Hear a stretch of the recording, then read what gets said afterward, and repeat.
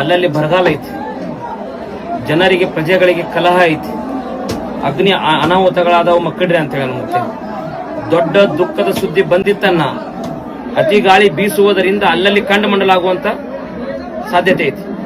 ಪಾಪದ ಕೆಲಸ ಹೆಚ್ಚಾದಿತ್ತು, ಕಾಡು ಪ್ರಾಣಿಗಳಿಗೆ ತೊಂದರೆ ಆದಿತ್ತು, ಅಲ್ಲಲ್ಲಿ ರಾಜ ಪ್ರಜರಿಗೆ ಕಲಹ ಐತಿ. ಈ ವರ್ಷ ಶುಭ ಮತ್ತು ಅಶುಭ ಫಲಗಳನ್ನ ಸಮನಾಗಿ ನೀಡುವ ವರ್ಷ ಇದು. ಪರಾಭನವ ಸಂವತ್ಸರ.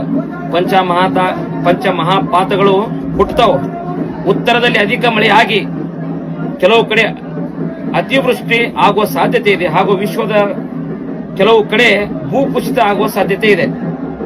ರೈತರಿಗೆ ಹೆಚ್ಚಿನ ಒಳ್ಳೆಯದಾಗುವಂತ ಈ ವರ್ಷ. ರಾಜಕೀಯದಲ್ಲಿ ಇನ್ನಷ್ಟು ಹೊಸ ತಿರುವು ಉಂಟಾಕತ್ತೆ. ಈ ವರ್ಷದ ದೇಶದ ಗಡಿಗಳಲ್ಲಿ ಆತಂಕದ ವಾತಾವರಣ ಮತ್ತು ಯುದ್ಧದ ಕಾರ್ಮೋಡ, ನೈಸರ್ಗಿಕ ವಿಕೋಪಗಳ ಹಾವಳಿ ಹೆಚ್ಚಾದಿತ್ತಂತೇಳಿ ಮುತ್ಯ. ಈ ವರ್ಷದಲ್ಲಿ ಆರ್ಥಿಕತೆಯಲ್ಲಿ ಸ್ಥಿರ ಬೆಳವಣಿಗೆ ಆಕೈತಿ. ಶ್ರೀಮಂತ ಬಡವರ ನಡುವಿನ ಅಂತರ ಸಮಸ್ಯೆಗಳು ಕಡಿಮೆ ಆಕಾವು. ಈ ವರ್ಷದಲ್ಲಿ ಉತ್ತಮ ಮಳೆ ಆಗುವ ಸಾಧ್ಯತೆ, ಆದರೆ ಭೂಕುಸಿತ, ನೈಸರ್ಗಿಕ ವಿಪತ್ತುಗಳು ಎದುರಾಗಬಹುದು. ಹೆಚ್ಚಿನ ಸವಾಲನ್ನ ಎದುರಿಸುವ ಬೇಕಾದಿತ್ತು ಅಂತೇಳಿ ಈ ವರ್ಷ ಮುತ್ಯ. ಜನರಿಗೆ ಆರೋಗ್ಯದಲ್ಲಿ ಸುಧಾರಣೆ ಆಕತಿ.